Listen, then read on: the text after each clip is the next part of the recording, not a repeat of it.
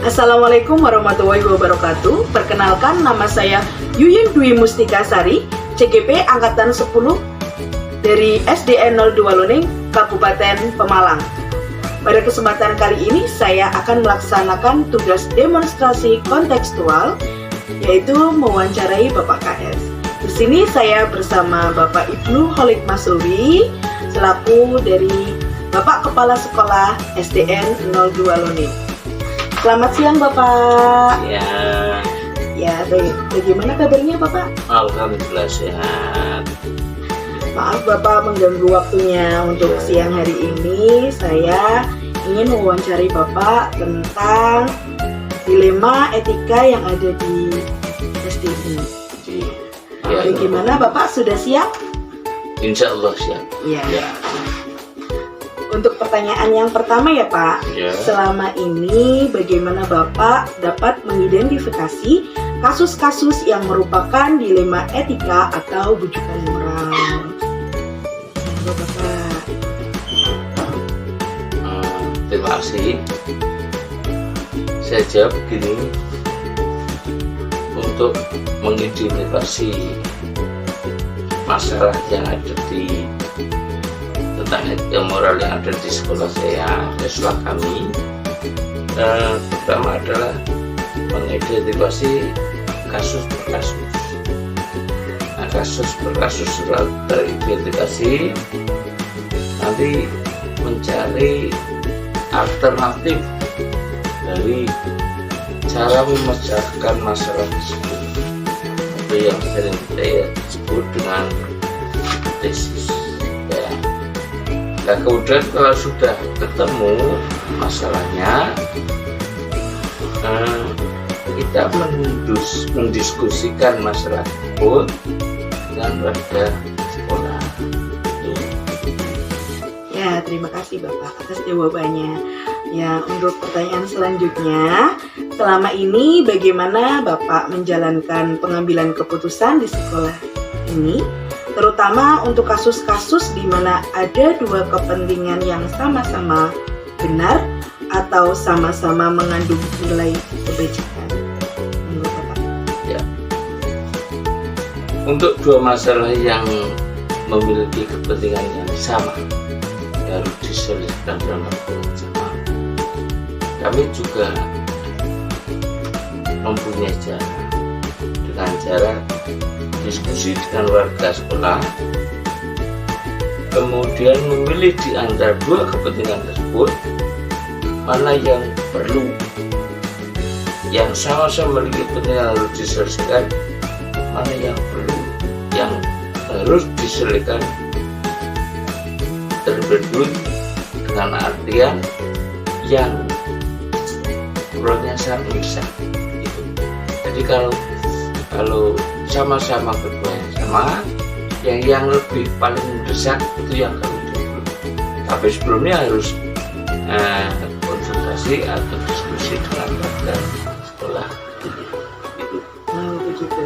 Kemudian bagaimana Pak langkah-langkah atau prosedur seperti apa yang biasa Bapak lakukan selama ini? Langkah yang sering kami lakukan, pertama adalah berembuk dengan warga sekolah, kemudian memanggil atau orang tua siswa yang perlu mendapat pembacaan masalah tersebut, kemudian antara orang tua siswa dengan warga sekolah tadi berembuk bersama. Walaupun keputusan ada di saya yang memutuskan, tapi atas masukan dari warga sekolah dengan perbandingan dan orang tua tidak disahkan. Jadi tidak semata-mata harus diputuskan dari kepala sekolah, tapi juga ada masukan dari warga sekolah. Berarti memiliki pendapat yang lain ya Pak, dari warga sekolah. Iya, dan itu ada perlu masukan kami dari warga sekolah. Nah, kemudian hal apa saja yang selama ini Bapak anggap efektif dalam pengambilan keputusan pada kasus-kasus dilema etika? Jadi dari hal-hal yang tadi, dari hal itu hasil rembukan dengan warga sekolah kami sesuaikan dengan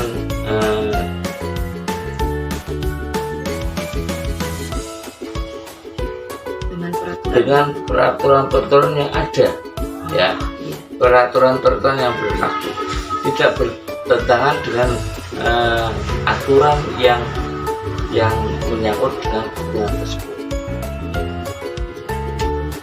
Nah, selanjutnya, hal apa saja yang selama ini merupakan tantangan dalam pengambilan keputusan pada kasus-kasus dilema etika yang ada di sekolah ini? Ya, ini kadang tantangannya yaitu diantaranya hasil keputusan itu ada yang kurang benar bagi yang menerima keputusan tersebut. Itu pun karena sudah ada masukan dari patron, mau tidak mau keputusan tersebut harus dilaksanakan. Selanjutnya ya Pak, apakah Bapak memiliki sebuah tata cara atau jadwal tertentu dalam sebuah penyelesaian kasus dilema etika? Kemudian apakah Bapak itu langsung menyelesaikan di tempat atau memiliki sebuah jadwal untuk menyelesaikannya dalam bentuk atau prosedur seperti apa yang Bapak jalankan seperti itu? Tentunya kami selaku pengelola satuan pendidikan, jadi dalam suatu masalah tidak langsung dipecahkan sendirian. Kami punya schedule atau jadwal itu, diantaranya harus schedule itu diantaranya harus berkomunikasi, diidentifikasi masalahnya, kemudian berkomunikasi dengan warga sekolah, kemudian memanggil dari orang tua atau wali murid yang bermasalah, ya, kemudian mengajak berkumpul bersama antara warga sekolah dengan yang punya masalah, yang baru atas masukan dasar dari warga sekolah dan orang tua tersebut, tujuannya kami memutuskan secara bersama. Jadi tidak semata-mata dari keputusan saya perorangan atau sesuai individu, tapi ada schedule, ada jadwal-jadwalnya. Jadi semua nanti harus kita bisa bersama, mau tidak mau dalam hal etika ini. Jadi hasil dari tersebut bisa dipahami bersama dan dijalankan bersama. Itu Bu. Selanjutnya, adakah seseorang atau faktor-faktor apa yang selama ini mempermudah atau membantu Bapak dalam pengambilan keputusan dalam kasus-kasus dilema ini? Terus terang ada. Jadi dalam menyampaikan keputusan kami tidak sendiri, tapi juga memerlukan masukan-masukan di antaranya dari warga sekolah. Nah, masukan yang dari warga sekolah pun kami baru bisa menetapkan suatu keputusan. Jadi keputusan tidak diambil dari pihak sekolah, tapi keputusan diambil dari bersama antara kepala sekolah dan warga sekolah. Untuk pertanyaan terakhir nih Bapak, dari semua hal yang telah disampaikan, kemudian ada pembelajaran apa yang Bapak petik dari pengalaman Bapak mengambil keputusan dilema etika ini? Ya, alhamdulillah dari pelajaran yang bisa diambil, kami dapat menyelesaikan semua keputusan yang bersangkut tentang dilema etika itu memanfaatkan pelajaran pada nilai-nilai Pancasila. Kenapa kami dulu sebelum memutuskan sesuatu. Kemudian setelah hasil itu mempunyai kesempatan baru diberikan satu-satu. Jadi tidak semata-mata harus hasil keputusan dari saya selaku pimpinan, tapi saya sudah dapat masukan dari rebu atau masukan dari warga sekolah. Berarti menjunjung tinggi nilai ya Pak, musyawarah ya Pak, ya dalam pengambilan keputusan. Baik Bapak, terima kasih untuk waktunya pada siang hari ini. Untuk selanjutnya saya pamit ya Pak. Nggih, matur nuwun. Terima kasih. Wassalamualaikum warahmatullahi wabarakatuh. Waalaikumsalam warahmatullahi wabarakatuh. Monggo.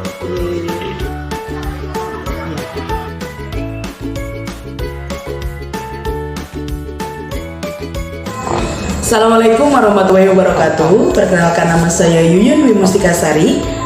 Saya CGP Angkatan 10 SDN 02 Loning dari Kabupaten Pemalang. Pada kesempatan kali ini saya akan melaksanakan tugas demonstrasi kontekstual modul 3.1 tentang mewawancarai KS. Pada kesempatan kali ini untuk mewawancarai KS yang kedua, yaitu Bu Inayah dari SDN 05 Kelarayan. Selamat siang Ibu. Selamat siang Mbak Yuyun. Bagaimana kabarnya Ibu hari ini? Alhamdulillah sehat dan selalu semangat. Hari ini saya mengganggu waktunya ya Ibu ya, untuk mewawancarai Ibu tentang kasus-kasus yang ada di sekolah Ibu yang berkaitan tentang dilema etika atau bujukan moral. Ibu bersedia ya Ibu? Insya Allah selalu bersedia. Saya mulai Bu, sudah siap? Siap. Ya. Baiklah, pertanyaan yang pertama ya Bu. Selama ini bagaimana Ibu dapat mengidentifikasi kasus-kasus yang merupakan dilema etika atau bujukan moral? Monggo. Ya. Pada dasarnya untuk kasus-kasus dilema etika atau bujukan moral itu memang suatu kasus yang agak berat bagi kita. Tetapi paling tidak untuk mengetahui kasus-kasus tersebut kita bisa mengidentifikasi atau memilah-milah mana yang dilema etika, mana yang bujukan moral. Gitu. Dengan cara berarti mengidentifikasi, memilah-milah dari kedua kasus tersebut. Terima kasih Bu jawabannya. Untuk pertanyaan yang kedua ya, selama ini bagaimana Ibu menjalankan pengambilan keputusan di sekolah Ibu, terutama untuk kasus-kasus di mana ada dua kepentingan yang sama-sama benar atau sama-sama mengandung nilai kebijakan? Iya. Paling tidak itu ya mesti dalam mengambil keputusan itu kita selalu meminta pendapat pada rekan guru yang lain, kemudian dengan komite kita diskusikan bagaimana biar masalah yang ada di sekolahan ini tentang kedua masalah tersebut akan lancar dengan komunikasi intinya. Musyawarah gitu? Iya, musyawarah. Baiklah. Nah, kemudian untuk langkah-langkah atau prosedur yang Ibu laksanakan itu biasanya selama ini itu bagaimana? Untuk langkah-langkah atau prosedur yang selama ini kami lakukan di sekolah ini sih baik-baik saja, karena semuanya itu mendukung dari rekan kerja, rekan guru ya, tenaga pendidik maupun kependidikan, kemudian dari komite dan wali murid itu saling mendukung, saling kerjasama untuk menyelesaikan hal-hal yang berkaitan dengan masalah-masalah yang ada di sekolahan ini. Masalah-masalah yang terjadi baik itu lingkungan sekolah maupun dengan anak didik maupun dengan pokoknya di sekitar sekolah. Baik. Untuk selanjutnya, hal-hal apa saja yang selama ini Ibu anggap efektif dalam pengambilan keputusan pada kasus-kasus dilema etika? untuk efektifnya yaitu tadi Mbak, dengan kita mengadakan musyawarah, kemudian musyawarahnya itu bukan hanya dengan rekan kerja, kami kan mempunyai komite, kemudian kita juga punya orang tua, kemudian ya paling enggak kita kalau misalnya kok masalah ini sudah mentok sampai di sini dan kita tidak bisa menyelesaikan, toh kita masih punya atasan dan nanti kita diskusikan dengan atasan kita, dengan KWK misalnya atau dengan pengawas gitu. Pertanyaan selanjutnya ya Bu, apakah Ibu memiliki sebuah tata kelola atau jadwal tertentu dalam sebuah penyelesaian kasus dilema etika? Kemudian apakah Ibu langsung menyelesaikan di tempat atau memiliki sebuah jadwal untuk menyelesaikannya dalam bentuk atau prosedur seperti apa yang Ibu jalankan? Iya, kalau jadwal berkala ataupun jadwal pastinya itu kita tidak mempunyai jadwal yang khusus ya, dalam artian kalau tidak ada masalah ya berarti kita tidak mengadakan musyawarah. Begitu baru kalau ada masalah kita selesaikan dan langsung bisa terselesaikan gitu. Intinya untuk jadwal atau untuk jadwal itu disesuaikan dengan keadaan. Berarti begitu tidak ada kejadian, tidak ada masalah, ya tidak ada jadwal. Kalau baru ada masalah muncul, ya kita jadwalkan. Baik, untuk selanjutnya, adakah seseorang atau faktor-faktor apa yang selama ini mempermudah atau membantu Ibu dalam pengambilan keputusan dan kasus-kasus dilema etika? Iya, pada dasarnya untuk seseorang yang membantu itu semuanya membantu.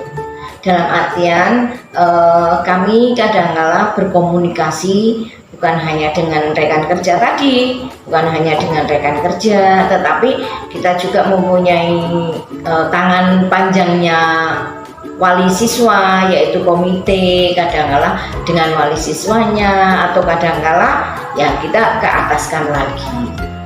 Ya banyaklah yang membantu.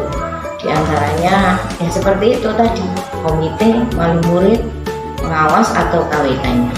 Dan guru dan ya, kalau guru itu sudah pasti. Iya, kalau rekan kerja itu sudah pasti. Ya. Ya, baiklah. Terima kasih.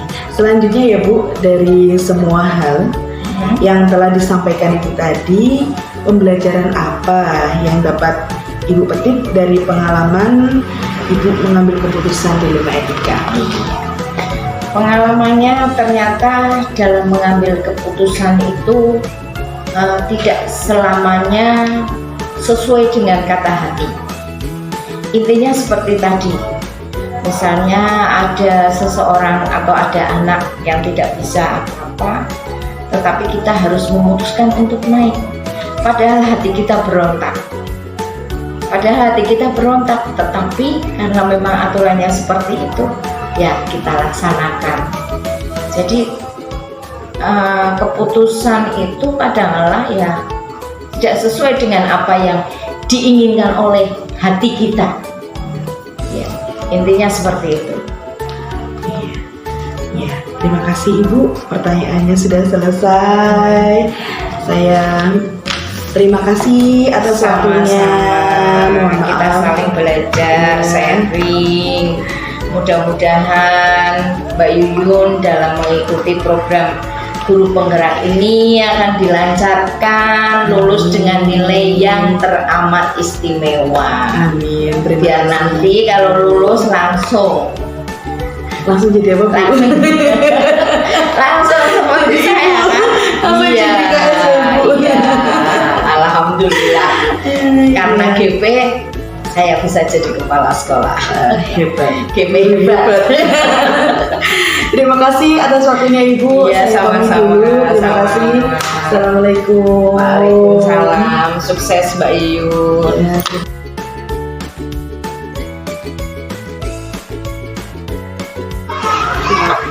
Assalamualaikum warahmatullahi wabarakatuh. Waalaikumsalam warahmatullahi wabarakatuh. Pada kesempatan kali ini saya Yuyun Dwi Mustika Sari, CGP Angkatan 10 dari SDN 02 Loning, Kabupaten Pemalang. Untuk wawancara selanjutnya yaitu dengan Ibu Yani dari SDN 04 Hulu. Selamat pagi Bu. Selamat pagi Mbak Yuyun. Bagaimana kabarnya hari ini? Alhamdulillah baik, sehat. Pada hari ini saya mengganggu ya Bu sedikit ya. Oh nggak apa-apa, tenang aja. Santai aja Mbak Yuyun. Di sini saya ingin mewawancarai Ibu tentang dilema etika atau bujukan moral yang pernah Ibu alami di SDN. Wawancara ini ya. Oke, Ibu sudah siap? Insya Allah siap. Saya mulai ya Bu untuk pertanyaan pertama. Selama ini bagaimana Ibu dapat mengidentifikasi kasus-kasus yang merupakan dilema etika atau bujukan moral?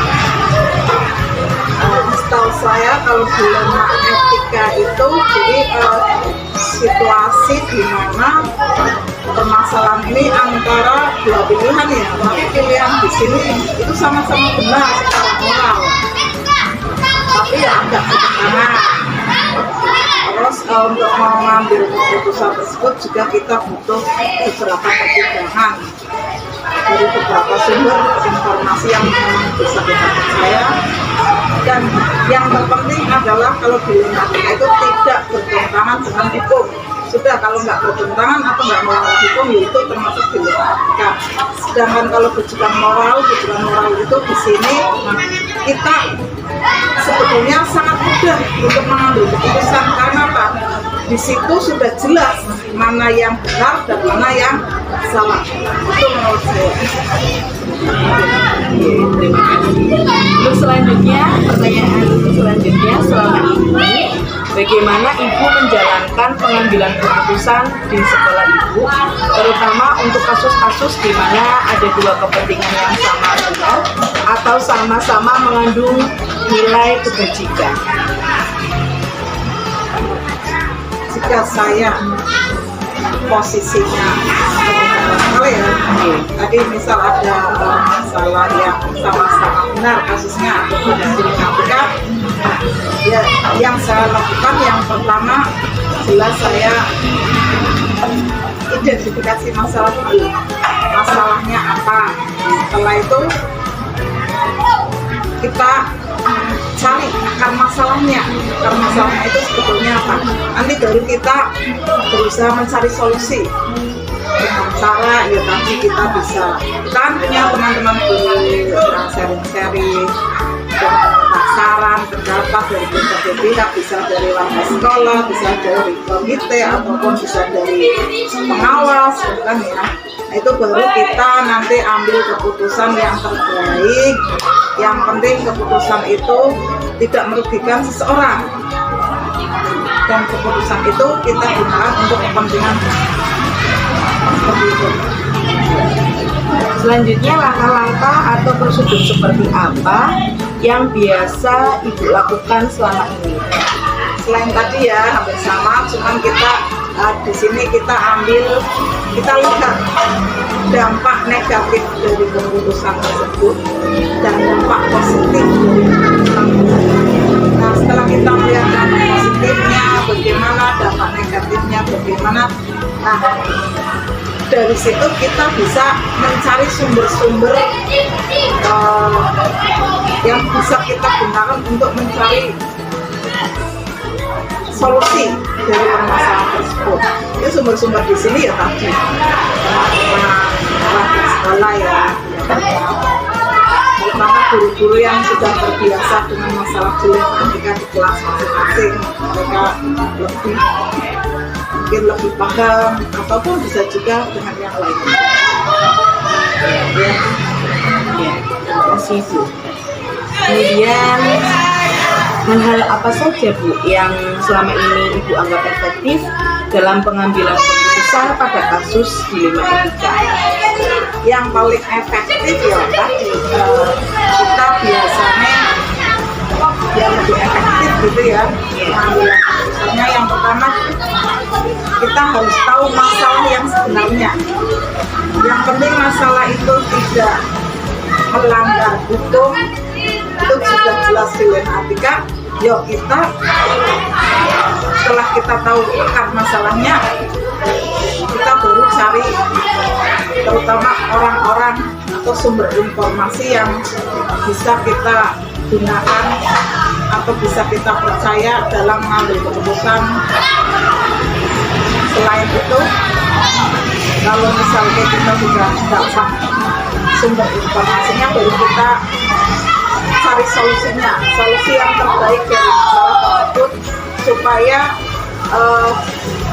kita tidak melanggar aturan administrasi sekolah, maupun kita bisa, kan kita manusia kan punya rasa kepedulian, kasih sayang, nilai-nilai kebajikan yang kita punya. Makanya kita dalam mengambil kasus dilematika, ya kita tetap mempertimbangkan dari berbagai sisi, baik sisi penyelesaian masalahnya ataupun nanti dampak negatif dan positifnya.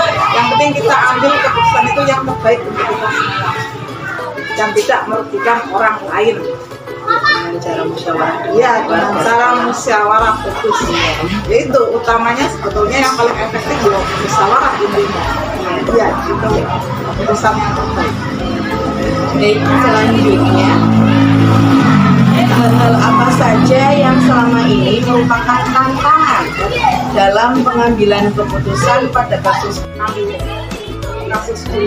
ya kita tetap mempertimbangkan dari berbagai sisi, baik sisi penyelesaian masalahnya ataupun nanti dampak negatif dan positifnya. Yang penting kita ambil keputusan itu yang terbaik untuk kita semua dan tidak merugikan orang lain. Ya, dengan cara musyawarah fokus. Itu utamanya, sebetulnya yang paling efektif ya musyawarah intinya. Ya, itu keputusan yang terbaik. Baik, selanjutnya, hal-hal apa saja yang selama ini merupakan tantangan dalam pengambilan keputusan pada kasus-kasus ini? Yang sebetulnya tantangannya ini yang sering terjadi ya. Yang jelas tantangannya satu, kita kan manusia punya rasa kasih sayang ya, rasa peduli, apalagi melihat anaknya seperti itu, rasa kemanusiaan lah jelas. Nah itu tantangan kita sebetulnya, karena kadang-kadang kita mengambil keputusan berdasarkan perasaan, itu tantangan yang terbesar. Yang kedua, ketika kita mengambil keputusan kan kita musyawarah ya. Nah itu kadang-kadang kan ada beberapa pendapat yang berbeda jelas antara satu orang dengan orang yang lain, terutama latar belakang pemikiran dan pemahaman mereka kan pasti berbeda dengan masalah tersebut, dengan tidak melupakan aturan-aturan yang berlaku di sekolah. Nah itu tantangannya ya, beda pendapat antara satu sumber dengan sumber yang lain ketika menyelesaikan masalah, sehingga kadang-kadang ada pro dan kontra. Kadang-kadang ada yang kelompok kecil, istilah berani sama kelompok yang besar. Nah itu tantangannya ya beda pendapat ya. Terima kasih. Selanjutnya, yang pertanyaan selanjutnya, apakah ibu memiliki sebuah tata kala atau jadwal tertentu dalam sebuah penyelesaian kasus dilema etika? Apakah ibu langsung menyelesaikan di tempat atau memiliki sebuah jadwal untuk menyelesaikannya, untuk atau prosedur seperti apa yang dijalankan? Ketika kita mau mengambil sebuah keputusan dilematika, itu sebetulnya kita nggak punya jadwal tertentu, kita nggak punya jadwal tertentu. Cuma kalau kita ada suatu masalah, ya secepat mungkin kita langsung selesaikan. Ya dengan cara tadi, kita cari akar masalahnya apa. Setelah ketemu masalahnya, kita cari sumber informasi yang bisa dipercaya, yang bisa menyelesaikan masalah tersebut. Terus kita bisa juga setelah cari sumbernya kita baru bisa memberi solusi terhadap masalah tersebut. Jadi kalau misalnya ada masalah, dari ada kegiatan rapat kecil yang kecil, karena tidak terjadwal di bulan ini ya kita rapat tidak, tapi kita langsung ya intinya hampir sama dengan di tempat apa tadi artinya memiliki sebuah jadwal di tempat atau menyelesaikan di tempat. nah itu kita contohnya ke menyelesaikan di tempat langsung kita ada tindakan secepatnya. Baik, terima kasih. Selanjutnya, adakah seseorang atau faktor-faktor apa yang selama ini mempermudah atau membantu ibu dalam pengambilan keputusan dalam kasus-kasus dilema etika? Kalau dari pertanyaan faktor yang mempermudah saya untuk mengambil keputusan ya jelas saya paling mudah ya dibantu sama teman-teman warga sekolah, terutama para bapak ibu guru yang ada di SD kami.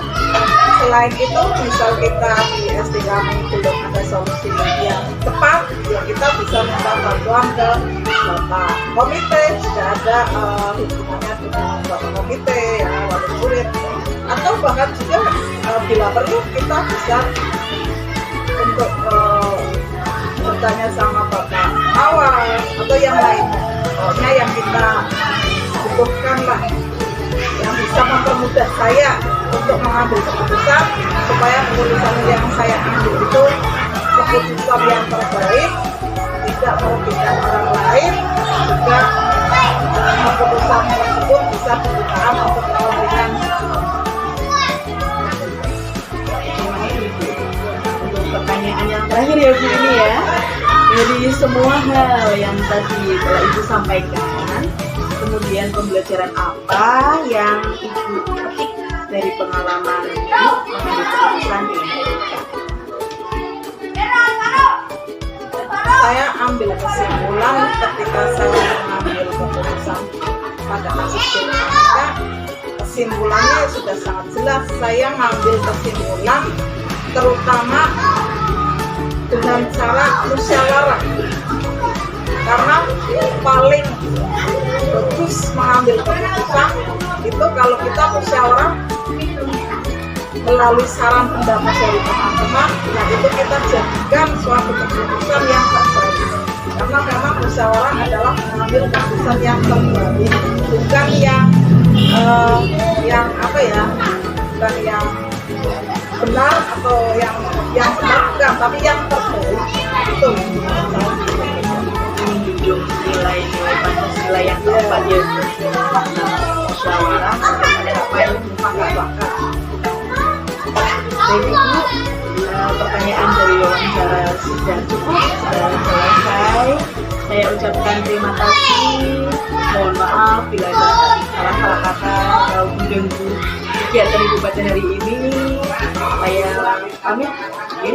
Atur nuwun. Assalamualaikum warahmatullahi wabarakatuh.